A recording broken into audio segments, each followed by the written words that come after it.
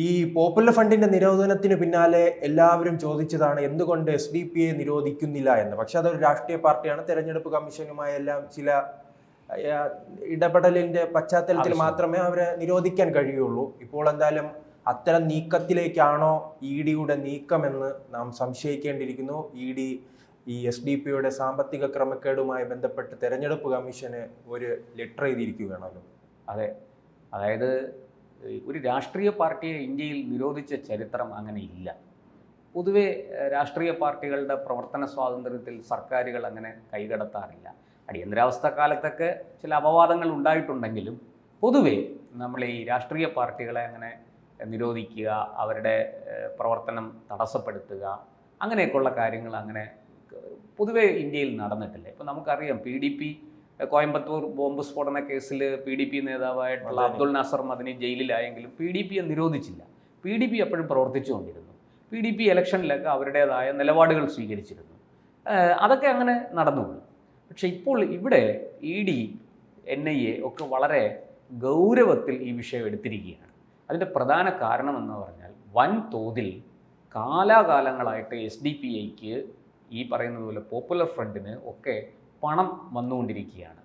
ഈ കണ്ടെയ്നറിൽ നോട്ട് വന്നു എന്ന് പറഞ്ഞ് നമ്മളെല്ലാവരും കേട്ടിട്ടുണ്ട്.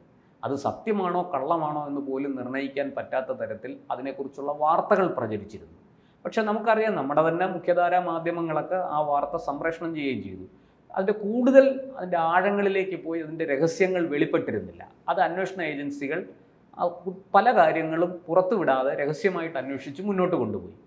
ഇപ്പോൾ നമുക്ക് ലഭിക്കുന്ന വിവരം, അത്തരത്തിൽ പണ്ട് ഈ കണ്ടെയ്നറുകളിൽ വന്ന നോട്ട് കൈമാറി PFIയിലൂടെ അത് SDPIയിലേക്കൊക്കെ എത്തിയിട്ടുണ്ടോ, അത് ഈ 2016 നോട്ട് നിരോധനം വന്നില്ലായിരുന്നെങ്കിൽ വലിയ തോതിൽ ഇവർ നമ്മുടെ നാട്ടിൽ അട്ടിമറികൾ നടത്തിയേനെ എന്നൊക്കെയുള്ള വിവരങ്ങൾ, അത് സംബന്ധിച്ച് പഴയ കാല രഹസ്യങ്ങൾ പലതും NIAക്കും EDക്കും ഒക്കെ കിട്ടിയിരിക്കുകയാണ്, തെളിവ് സഹിതം.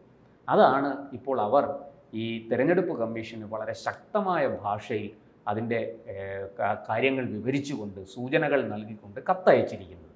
മാത്രമല്ല, കത്തിൽ വ്യക്തമായിട്ട് പറയുന്നു SDPIക്ക് ഫണ്ട്, തെരഞ്ഞെടുപ്പ് ഫണ്ട് വന്നത് എങ്ങനെയാണ്, എവിടെ നിന്നാണ്, അതിവർ എങ്ങനെയൊക്കെ ചെലവഴിച്ചു, ഇത്തരം കാര്യങ്ങളെക്കുറിച്ച് ഞങ്ങൾക്ക് വ്യക്തമായി ചില വിവരങ്ങൾ കിട്ടിയിട്ടുണ്ട്. പോപ്പുലർ ഫണ്ടുമായി നാം ഇതിനെ കൂട്ടിക്കെട്ടുമ്പോഴും നമുക്കറിയാം, ഈ ആലപ്പുഴയിലല്ലേ രഞ്ജിത്ത് ശ്രീനിവാസ് മരണവുമായി ബന്ധപ്പെട്ട് SDPIയുടെ ഒരു നേതാവിനെ കൊലപ്പെടുത്തിയെന്ന് പറഞ്ഞാണ് അവർ 24 മണിക്കൂറിന് മുമ്പ് ഈ വക്കീലായ ഒരു BJP പ്രവർത്തനേക്കാൾ ആ നാട്ടിൽ അറിയപ്പെടുന്ന ഒരു വക്കീൽ കൂടെയാണ്, അഭിഭാഷകൻ കൂടെ, അദ്ദേഹത്തിന്റെ ഭാര്യയുടെ അമ്മയുടെയും മുന്നിലിട്ട് ഒരു തീവ്രവാദികളെ പോലെ, അതൊരു തീവ്രവാദ കുറ്റം പോലെയാണ് പോലീസും കണ്ടത്, കോടതിയും.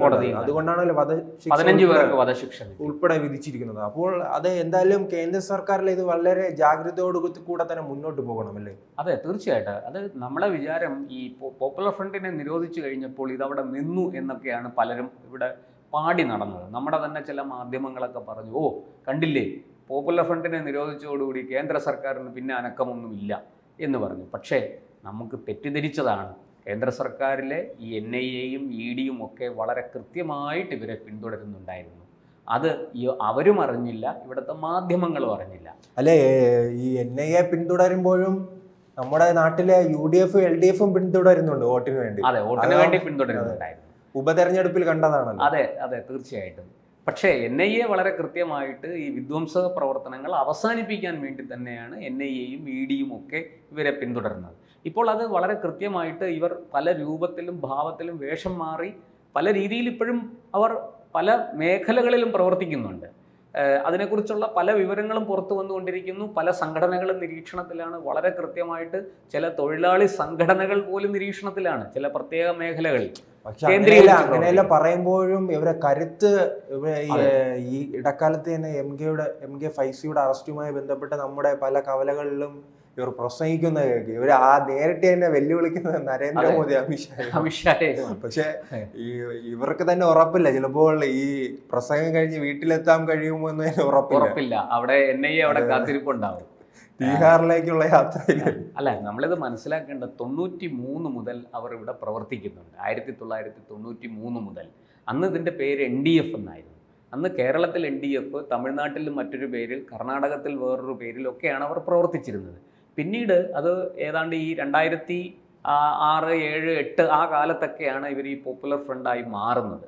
അങ്ങനെ പോപ്പുലർ ഫ്രണ്ട് ഓഫ് ഇന്ത്യ എന്നൊരു ബാനറിൽ ഈ വിവിധ സംസ്ഥാനങ്ങൾ കേന്ദ്രീകരിച്ച് പ്രവർത്തിച്ചിരുന്ന മുസ്ലിം സംഘടനകളെ, ഈ പറയുന്നത് പോലെ മുസ്ലിം ഉന്നമനത്തിന് വേണ്ടി, മുസ്ലിം വിഭാഗത്തിൻ്റെ ഉയർച്ചയ്ക്ക് വേണ്ടി എന്ന പേരിൽ പ്രവർത്തിച്ചിരുന്ന ഈ വിധ്വംസക സംഘടനകളെ, ഈ ഭീകരവാദ സംഘടനകളെ എല്ലാം ഒത്തൊരുമിച്ച് ഒരു ബാനറിന് കീഴിൽ കൊണ്ടുവന്നു.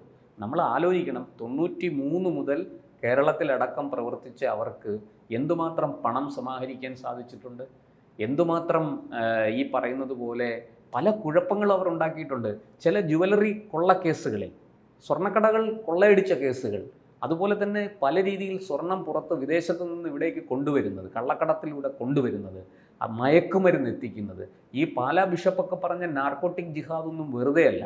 ഇപ്പോൾ അതൊക്കെ സത്യമാണ് എന്ന് നമുക്ക് ബോധ്യപ്പെട്ടുകൊണ്ടിരിക്കുകയാണ്. എവിടെ നിന്നാണ് ഈ പറയുന്നത് പോലെ ഇത്രയും വലിയ രീതിയിൽ ഈ മയക്കുമരുന്ന് വരുന്നത്? നമുക്കറിയാം, ഗുജറാത്ത് തീരത്തും കേരള തീരത്ത് ലക്ഷദ്വീപിന് അടുത്തൊക്കെ വെച്ച് ബോട്ടുകളിൽ നിന്നും പിടിച്ച മാരകമായ ലഹരി, ഇതൊക്കെ എങ്ങനെയാണ് വന്നിരിക്കുന്നത്? ഇത് കേരളത്തിലും ഇന്ത്യയിലും വന്ന് വലിയ രീതിയിൽ ഇത് മറ്റു പല സ്ഥലത്തേക്കും പോയിക്കൊണ്ടിരിക്കുന്നു. ഇതിലൂടെയൊക്കെ സമാഹരിച്ച പണം അത് ചെറിയ തുകയല്ല, വലിയ കോടിക്കണക്കിന് രൂപ അവർക്ക് സമാഹരിക്കാൻ സാധിച്ചു എന്നുള്ളത് സത്യമാണ്. ഇത് ഏജൻസികൾ കണ്ടെത്തി കൃത്യമായ തെളിവുകളുടെ അടിസ്ഥാനത്തിൽ. അപ്പോൾ ആ പണം, പോപ്പുലർ ഫ്രണ്ടിന് വന്ന പണം മറ്റൊരു രൂപത്തിൽ SDPIയിലേക്ക് വരുന്നു. SDPI അതെങ്ങനെ? കാരണം ഈ അവർക്കെതിരെ പല കേസുകളും വരുമ്പോൾ അവർ കോടികൾ മുടക്കിയാണ് ആ കേസുകളിൽ നിന്ന് ഊരി വരാൻ ശ്രമിക്കുന്നത്. അത് മറ്റേ ലവ് ജിഹാദ് കേസുമായി ബന്ധപ്പെട്ട് ഹാദിയുടെ കേസിൽ കണ്ടു. പിന്നീട് പല ഈ കൊലപാതക കേസുകളിലും ഇത്തരം കണ്ടു. അവസാനം ഈ നമ്മൾ അല്പസമയം മുമ്പ് ചർച്ച ചെയ്തതിന് കാപ്പനുമായി ബന്ധപ്പെട്ടല്ലേ എത്ര കോടികൾ ചെലവഴിച്ചിട്ടാണ് സുപ്രീം കോടതിയിൽ നിന്ന് ജാമ്യം കിട്ടിയത്. വലിയ വക്കീലന്മാരെ കൊണ്ടുവന്ന് സുപ്രീം കോടതിയിൽ അതിശക്തമായ വാദങ്ങൾ ഉന്നയിച്ച് ഒക്കെയാണ്, മനുഷ്യാവകാശമൊക്കെ പറഞ്ഞാണ് വല്ലച്ചാതിനും ജാമ്യം, കാലും കൈയും പിടിച്ച് ജാമ്യം വാങ്ങിച്ചെടുത്തത്. ഇരിക്കട്ടെ, ഹാദിയുടെ കാര്യം പറഞ്ഞില്ലേ? അഖില അഥവാ ഹാദിയ, വൈക്കത്തെ അശോകൻ്റെ മകൾ, ആ പെൺകുട്ടിയുടെ കേസ് നടത്താൻ സുപ്രീം കോടതിയിൽ ചെലവഴിച്ച തുക എത്രയാണ്? അതിലേക്ക് വന്ന ഫണ്ട്, അതിൻ്റെ പേരിൽ വിദേശത്ത് നടത്തിയ പിരിവ് എത്രയാണ്? നമ്മൾ മനസ്സിലാക്കേണ്ടത്, ഈ ഗൾഫ് രാജ്യങ്ങളിൽ ജോലിക്ക് പോകുന്ന പാവപ്പെട്ട ആൾക്കാരെ പല രൂപത്തിലും ഭീഷണിപ്പെടുത്തിയും വരട്ടിയും ഒക്കെ ഈ പണം വാങ്ങുന്നുണ്ട്. അപ്പോൾ നമുക്കറിയാം, 13,000 പേരാണ് ഈ GCCയിൽ, വിദേശ രാജ്യത്ത് കുടുങ്ങിക്കിടക്കുന്നത്. ഗൾഫ് മേഖലയിൽ കുടുങ്ങിക്കിടക്കുന്നത് 13,000 പേരാണ്. അവർക്ക് നാട്ടിലേക്ക് വരാൻ സാധിക്കുന്നില്ല. കാരണം അവരുടെ അക്കൗണ്ടിൽ നിന്ന് പോപ്പുലർ ഫ്രണ്ടിലേക്ക് പണം വന്നിരിക്കുന്നു. ഇത് ED കൃത്യമായിട്ട് കണ്ടെത്തി. അതിൽപ്പെട്ട ഒരാൾ 2 വർഷത്തിന് ശേഷം, പോപ്പുലർ ഫ്രണ്ട് നിരോധിക്കപ്പെട്ട് 2 വർഷത്തിന് ശേഷം നാട്ടിൽ വരാനായിട്ട് ഒരു ബീഹാർ സ്വദേശി ഡൽഹിയിൽ വിമാനം ഇറങ്ങി ഉടനെ അറസ്റ്റിലാവുകയാണ്. അപ്പോൾ അവർക്ക് അപകടം മനസ്സിലായി. അതാണ് അവർ നാട്ടിലേക്ക് വരാതിരിക്കുന്നത്. അതിൽ 10,000 പേരും മലയാളികളാണ്. എന്തായാലും ശരി, ഈ SDPI തെരഞ്ഞെടുപ്പ് കമ്മീഷൻ വളരെ കൃത്യമായിട്ട് ഇവർ ഫണ്ട് ചെലവഴിച്ചതിൻ്റെ കണക്ക് സമർപ്പിച്ചിട്ടുണ്ടല്ലോ. തെരഞ്ഞെടുപ്പ് സമയത്ത് ഞങ്ങൾ എത്ര രൂപ ഓരോ പാർട്ടിയും ചെലവഴിച്ചു എന്നുള്ള കണക്ക് കൊടുക്കും. എല്ലാ പാർട്ടികളും അല്ലേ ഈ പട്ടിണിക്കെതിരെയും മറ്റു പ്രശ്നങ്ങൾ ഉന്നയിച്ചും ഈ സമരങ്ങൾ ചെയ്യുമ്പോൾ എന്തായാലും ഇവർ ലക്ഷ്യമിടുന്ന 2047 കൂടി തന്നെ ഇന്ത്യ ഒരു ഇസ്ലാമിക രാഷ്ട്രമാക്കാനുള്ള ശ്രമമാണ്. ഭരണം അട്ടിമറിച്ച്, ഇവിടെ ഇന്ത്യൻ ഭരണഘടനയെ അട്ടിമറിച്ച്, സ്വൈരജീവിതം ഇല്ലാതാക്കി, രാജ്യം പിടിച്ചെടുത്ത് ഇവിടെ ശരീഅത്ത് നിയമം കൊണ്ടുവരിക, ഇസ്ലാമിക രാഷ്ട്രമാക്കുക, ദീനിൽ ചേർക്കുക എന്നൊക്കെയാണ് ഇവർ പറയുന്നത്. ഇത് ഈ നാട്ടിലെ പാവപ്പെട്ട മുസ്ലിങ്ങളെ പോലും ബാധിക്കുന്ന ഒരു വിഷയമാണ് എന്ന് അവർ ചിന്തിക്കുന്നില്ല. എന്തായാലും ഇത്തരത്തിൽ തെരഞ്ഞെടുപ്പ് കമ്മീഷൻ ഇപ്പോൾ ഇവർ സമർപ്പിച്ച കണക്കുകളുണ്ട്. ആ കണക്കുകൾ ED ആവശ്യപ്പെട്ടിരിക്കുകയാണ്. അതെന്തിനാണെന്ന് വെച്ചാൽ, EDയുടെ കയ്യിലിരിക്കുന്ന തെളിവുകളും ഈ വന്ന പണത്തിൻ്റെ സ്രോതസ്സടക്കമുള്ള കാര്യങ്ങൾ EDയുടെ കൈവശമുണ്ട്. അതും ഈ കണക്കുകളും കൂടി താരതമ്യം ചെയ്ത് നോക്കണം. ചില കാര്യങ്ങൾ അങ്ങോട്ടും ഇങ്ങോട്ടും നമുക്ക് പുറത്ത് പറയാൻ അവർ പുറത്ത് വിടില്ല. അത് തെരഞ്ഞെടുപ്പ് കമ്മീഷനുമായി ബന്ധപ്പെട്ട് അവർ അതിൻ്റെ കത്തിടപാടുകൾ നടത്തിയിരിക്കുന്നു. എന്തായാലും വരും ദിവസങ്ങളിൽ തെരഞ്ഞെടുപ്പ് കമ്മീഷൻ ഇക്കാര്യത്തിൽ ശക്തമായൊരു നിലപാട് സ്വീകരിക്കും, ഒരു തീരുമാനമെടുക്കും എന്ന് തന്നെയാണ് എൻ്റെ പ്രതീക്ഷ. SDPI നിരോധിക്കപ്പെടാനുള്ള എല്ലാ സാഹചര്യവും എല്ലാ സാധ്യതയും ഉണ്ട് എന്നാണ് ഇതിൽ നിന്ന് വ്യക്തമാകുന്നത്. കൂടുതൽ വാർത്തകളും വിശേഷങ്ങളും നിങ്ങളിലേക്ക് എത്താൻ ABC മലയാളം സബ്സ്ക്രൈബ് ചെയ്യുക, ബെൽ ബട്ടണും അമർത്തുക.